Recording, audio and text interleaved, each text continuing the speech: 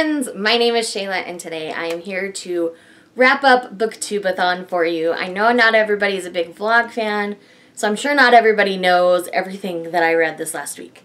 So I ended up reading 8 things for Booktube-a-thon. I don't know why I just showed 6, because 8.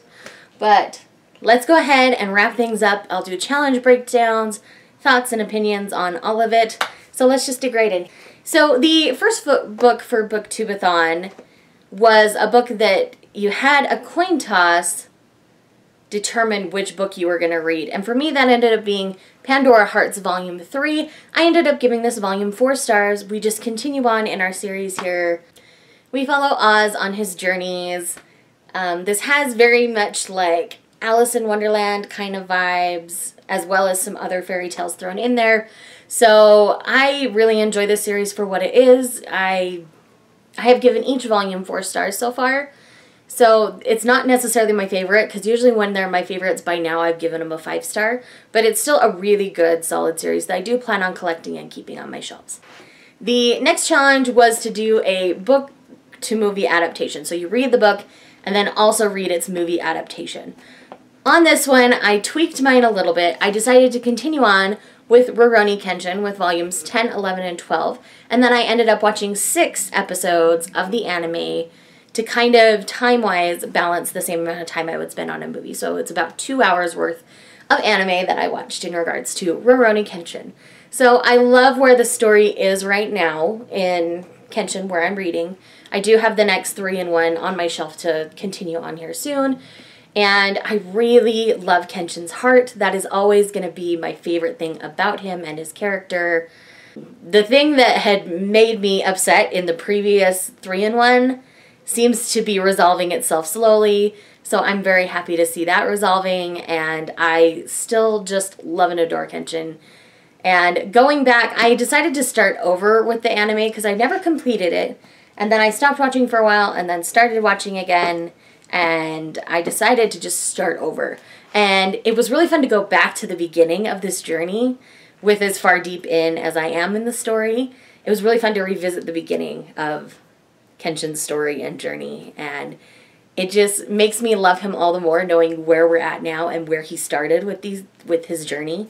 And it just made my heart so happy. So if you have not checked out Rurouni Kenshin at all, either the anime or the manga, I highly recommend picking it up. Because Kenshin is this wandering samurai who is just seeking peace in his life after all of his years in the war, and it's just beautiful. I absolutely love and adore it. The next challenge was to read a book about something you want to do. For me, that was to travel the world with my mother. And this is a mother-daughter memoir written by Jennifer Coburn. I ended up giving this 4 stars. In the beginning of this book, Jennifer is a very anxious woman and a very anxious mother. Because of things in her past, she's afraid of dying and her daughter not having any memories of her. So this takes place over the 10 years where her daughter is 8 to 18. And they take various trips to Europe. And it's about their travel vlogs and travel journey. And I really loved this. By the end, Jennifer learns to just live in the moment and live her life and not fear dying, and it's gorgeous. I absolutely love it. I highly suggest picking it up. This was a great nonfiction, and I didn't even realize it was nonfiction when I picked it up, so that just made me all the happier. So if you like travel fiction, or travel nonfiction I should say, travel memoirs, this is a great one. And I found this on sale at Barnes & Noble for like $5 or $6. Like, I don't know why it was there. I thought it was really good. The next one is to read a book whilst wearing the same hat. You'll have to check out my day 1 vlog for the hat that I wore, but I ended up reading Wake Up Sleeping Beauty Volume 3. I continued on with this series. I still love all of the notes of paranormalcy in this. It's a big spoiler what the paranormal aspect is, so I'm not going to tell you. It does involve ghosts, I will say that. But I have to say that this is brilliant. I really like where it's headed. I can't wait for the next volume. I know it's out, I just need to go pick it up. But I'm excited to continue on in this story. I really like our characters, especially our male protagonist. We primarily get his perspective, and I really enjoy him and his motivations behind things. It's been just such a fun journey for me with this particular series. Oh, and I gave this 4.5 stars, by the way.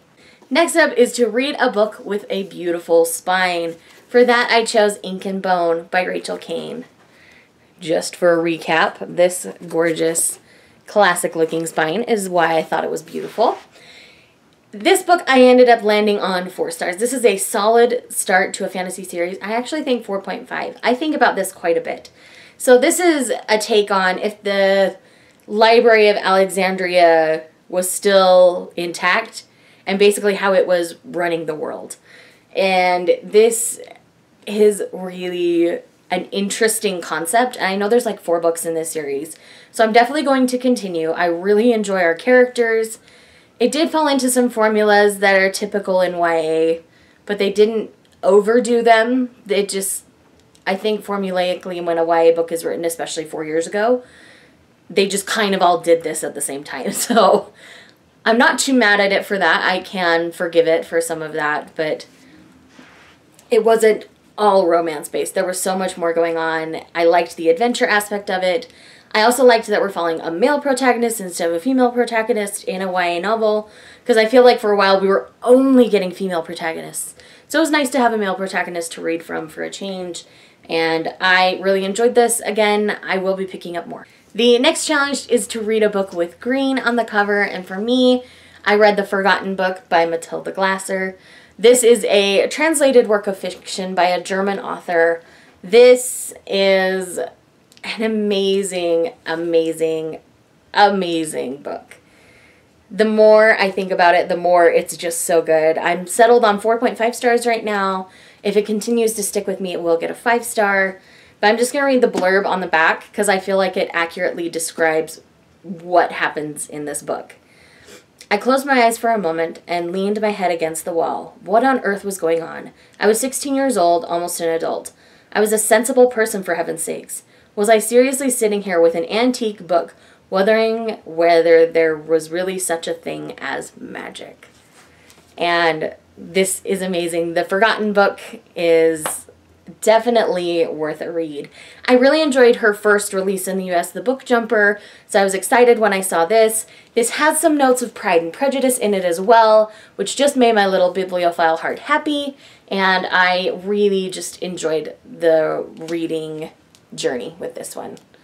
I read most of it in a day, but I did start a little bit of it the day before, but I ended up really just enjoying this book. I enjoyed the journey that was The Forgotten Book. And I liked our characters. I really liked the magical aspects of this. It's not a hard magic system to understand, so if you aren't typically a fantasy reader, you can still pick this up and enjoy it. So I highly recommend picking up The Forgotten Book. This was probably one of my favorite reads of the entire readathon, so definitely check it out. And the final challenge was to read 7 books, but I did you one better and read 8. So let's start with the obvious one, and that is Dream and Sun Volume 7. This released on Tuesday. It made my heart so happy. My ship saw some light in this one. I don't know how long it's going to stick around, but I'm still rooting for it.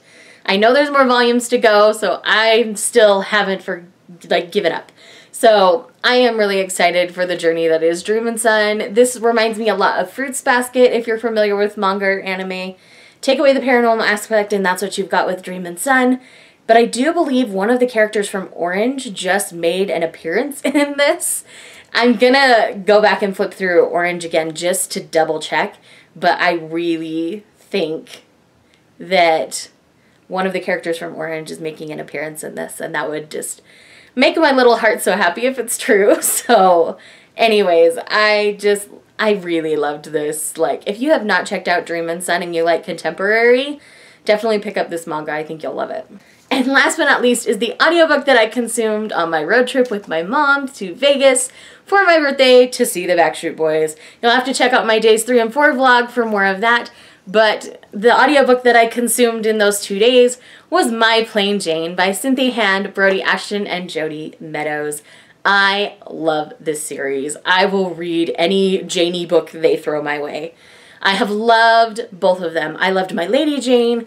My Plain Jane was wonderful. I loved how they worked with the Jane Eyre story. Charlotte Bronte is actually a character that you follow.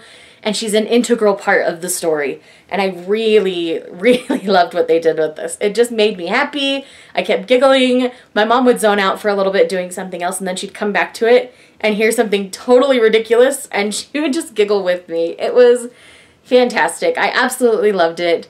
If you have not tried these and you love a good satire, like, definitely try these out. These are books that don't take themselves too seriously. They are just a fun romp of a ride, and I highly suggest picking them up. So friends, that is it. Those are the 8 books that I consumed in the last week during Booktube-a-thon. I hope you guys enjoyed this video. If you're new here, hi, I'm Shay. Welcome. I hope you guys will hang out by subscribing and clicking the little bell icon so you know when I post new videos. Again, thank you all so much for watching. Let me know in the comments down below what you read this last week, and I will talk to you guys in the next video.